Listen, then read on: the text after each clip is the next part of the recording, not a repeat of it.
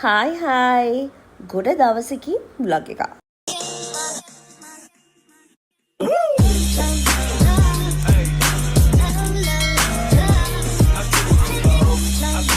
Hello, welcome back to our YouTube channel. voice එක පොඩ්ඩක් වෙනස්ලා තියෙන්නේ ගණන් ගන්න එපා මං ඉන්නේ ටිකක් අසනීපේ. කාලෙකින් අපි දෙන්න ඩිසයිඩ් කරා පොඩි ඩේ අවුට් එකක් යන්න.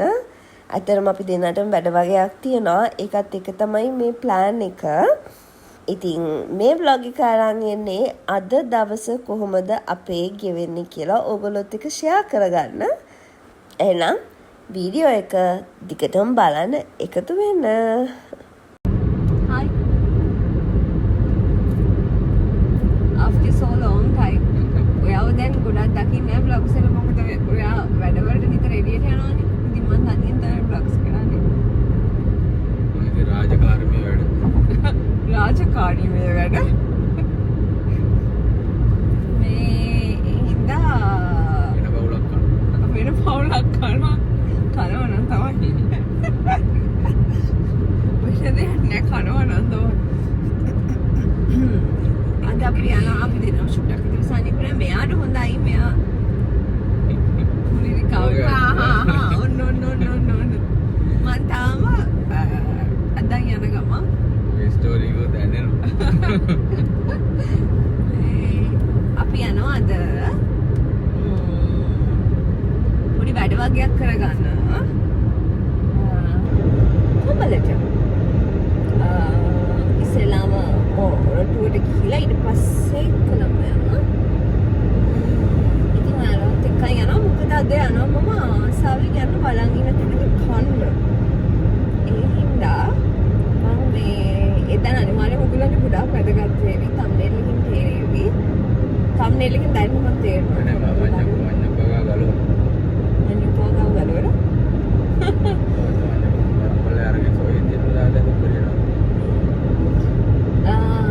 දැන් මොකද්ද මං කියන්නේ? ඔය ඇඩ් එකක් දැම්මා. ආසොත් දැන් ආසොත් අයියෙන් කතා කරනවා මතක නැහැ. ආසොත් ඔයාලා මයික් එක කතා කරා. මං කතා කරන්නේ ඔයා කතා කරන්නේ නැතු. ඔයා මෙහෙම කතා කරනවා. මේ ගෙදරදී යටිගිරින් කියා ගන්නවා. ගෙදරදී සාමාන්‍ය කතාවක් දෙදරනවා. ඔය හරි යනකොට දෙදරන වොයිස් එක නිකන් මින් කතා කරනවා.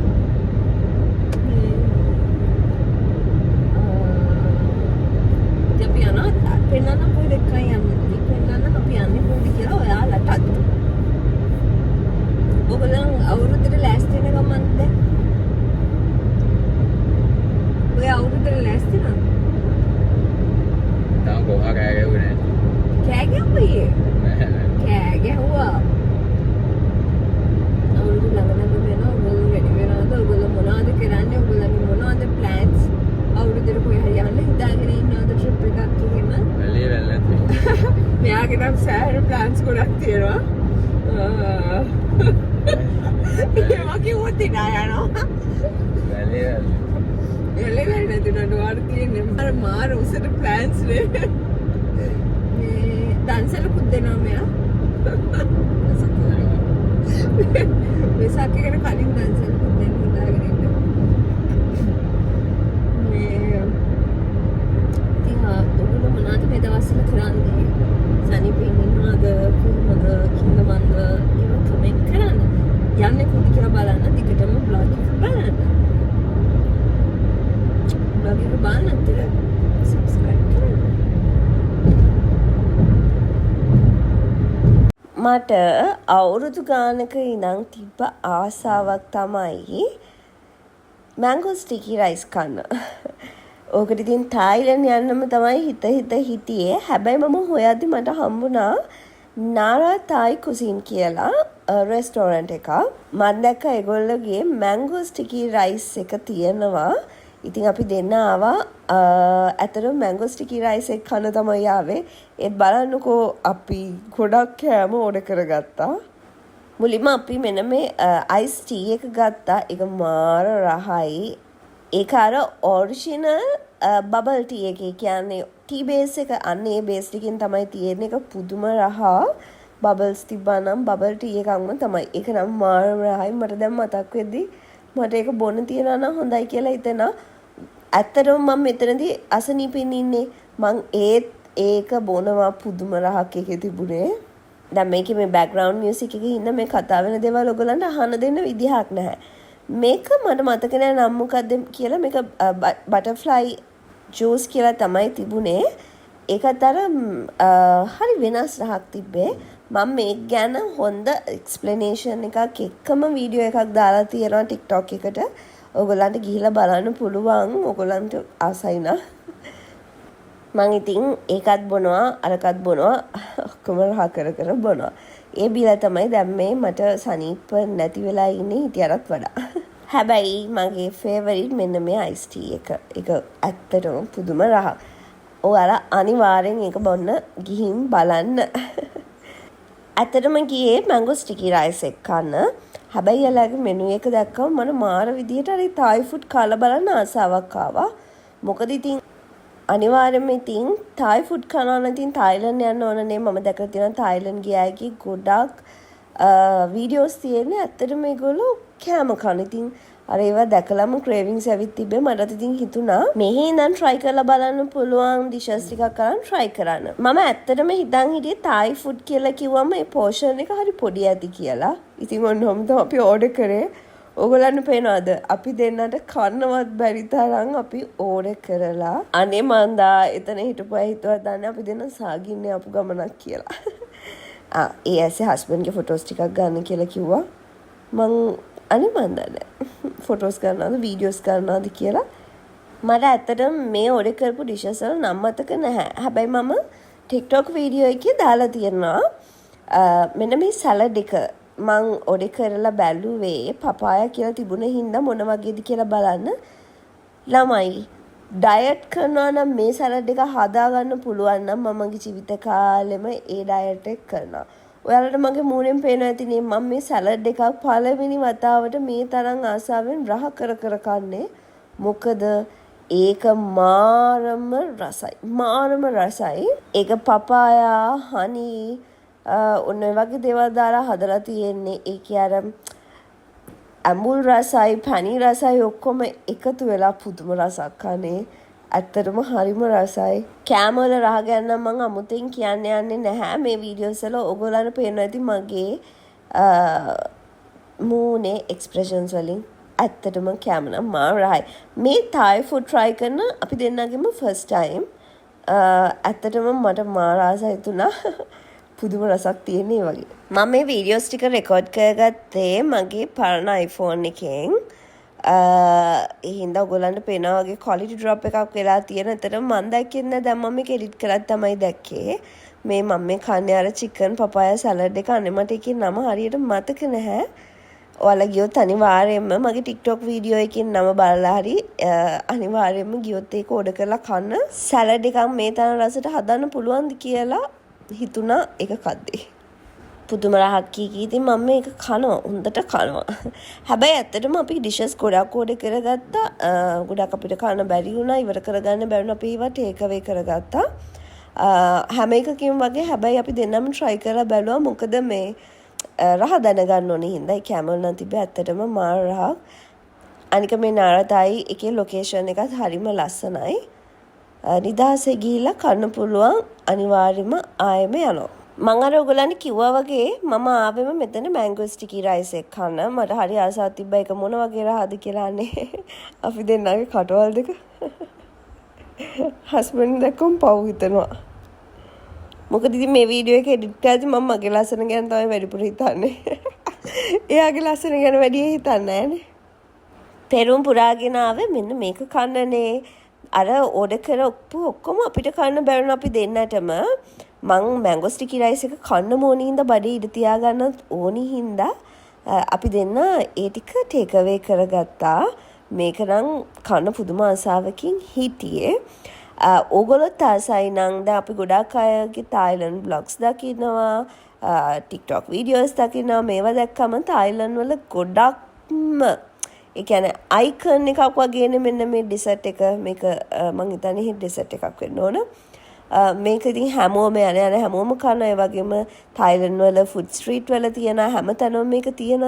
ඉතින් මට හරි ආසාවක් තිබ්බ ඕක කන්න. දැන් අවුරුදු ගානක ඉඳන් මම තායිලන්ඩ් ගියොත් අනිවාර්යයෙන්ම ඕක ආසාව නැති වෙනකන් කනවා කියලා හිතාගෙන හිටියේ.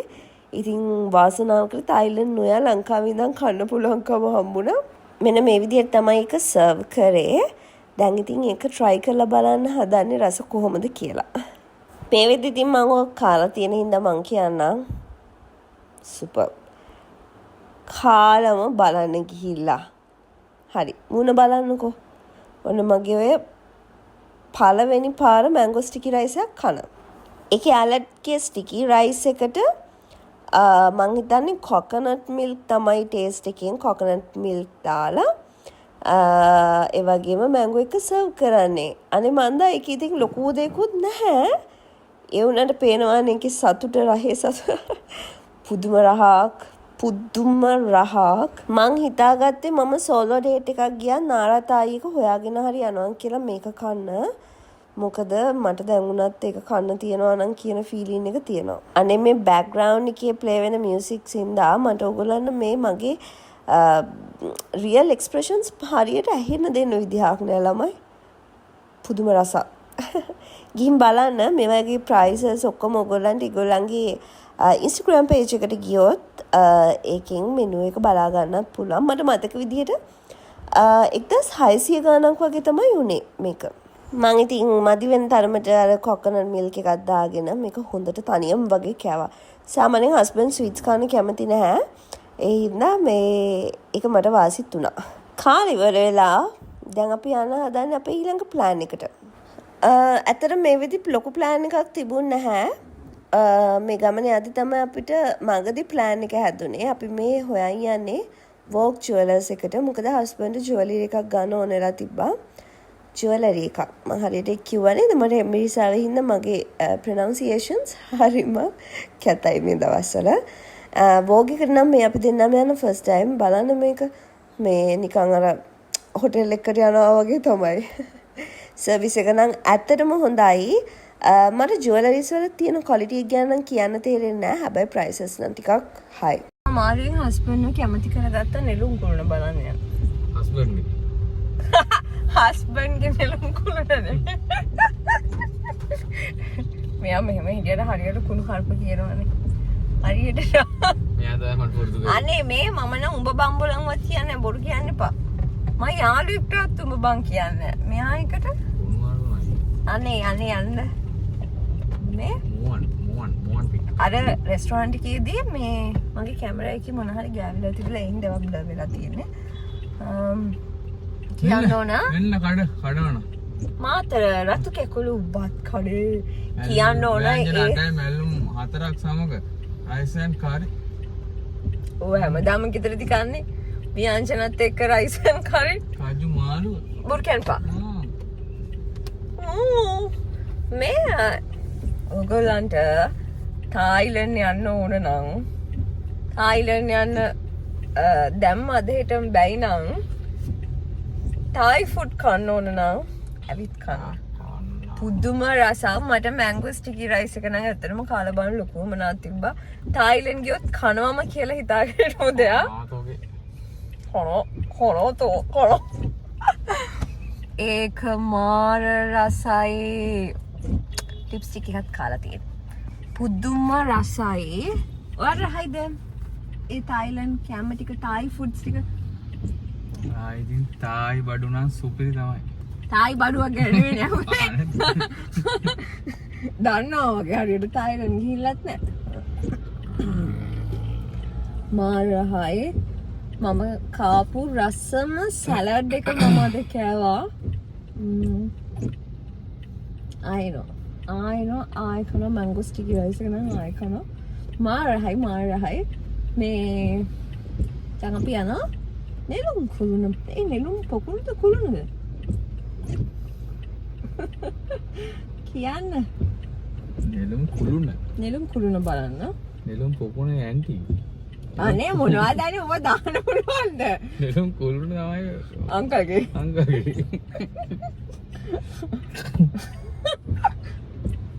නේද? පෙනේද නෙළුම් පොකුණයි නෙළුම් කුළුණයි පටලවා ගන්න හැටි. අපූර්ව. අපි යන 4ට තියෙන්නේ මේක මේ ඒ කියන්නේ සඩන් ප්ලෑන් එක. සඩන් අපි නෙළුම් කුළුණ බලන්න යනවා කියලා හිතන් හිටියේ නැහැ. හිටන් නෙවෙයිද? නෑ හිතන් හිටියේ අද බලනවා කියලා හිතන් හිටියේ නැහැ. බස් එකේ තිබුණ නෙළුම් කුළුණ පෝස්ටර්ස් ගහලා අපි ආපු පාරේ ආව බස් එකේ. කියලා තමයි යන්නේ. නැත්නම් මෙයාත් එක බලන්න වෙන්නේ නැහැ නෙළුම් කුළුණ. එයා හැමදාම බලනවා. අනේ මොනවා මන් දානවා ඒ විදිහටම කරන්න දෙයක් නැහැ මන් දානවා ඒවා මේ බලමු දවසේ කොහොමද ඉතින් ගෙවන්නේ කියලා ඒ වෙලාවේ නම් හොඳටම වහින්න අරන් තිබුණේ තරම් ටිකක් පායලා මං කිව්වා වගේ මේක ඇත්තටම සඩන් ප්ලෑන් එකක් අපි හිතුවා වෙලාව 5:00ට විතර ඉතින් 7ට තියෙන මූවි එකත් බලලම ගෙදර යනවා කියලා. මට කොහොමත් OGF එකට යන්න ඕන වෙලා තිබුණේ ග්‍රීක් යෝගට් එකක් ගන්න. ළමයි ඔයගොල්ලෝ කවුරු හරි දන්නවා නම් ග්‍රීක් යෝගට් ගන්න පුළුවන් තැනක එහෙම නැත්නම් ඔන්ලයින් ගෙන්නන්න පුළුවන් තැන මට අනිවාර්යෙන් මෙසේජ් එකක් දාන්න.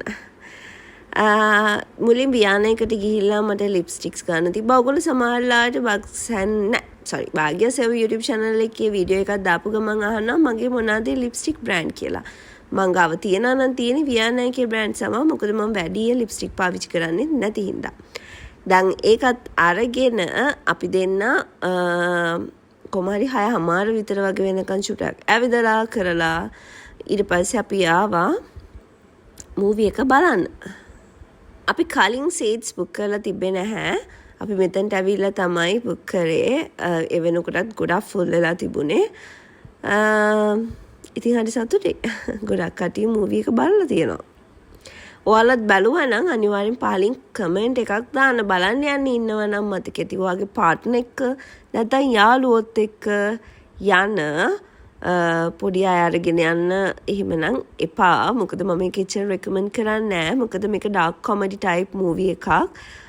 ඒ වගේම තමයි අම්මා තාත්තත් එක්ක නම් යන්න එපා. හැබැයි ඉතින් ගොඩාක් වෙලාවට යාළුවෝ වගේ ඉන්න අම්මා කෙනෙක් එක්ක නම් යන්න පුළුවන් ගෑනු ළමෙක්ට. හැබැයි මේ මූවි එක මාර ලස්සනයි. ඇත්තටම මූවි එක පටන් ගත්ත වෙලේ ඉඳන් ඉවර වෙනකම්ම බඩ රිදෙනකන් hina යනවා. මාර ලස්සනයි.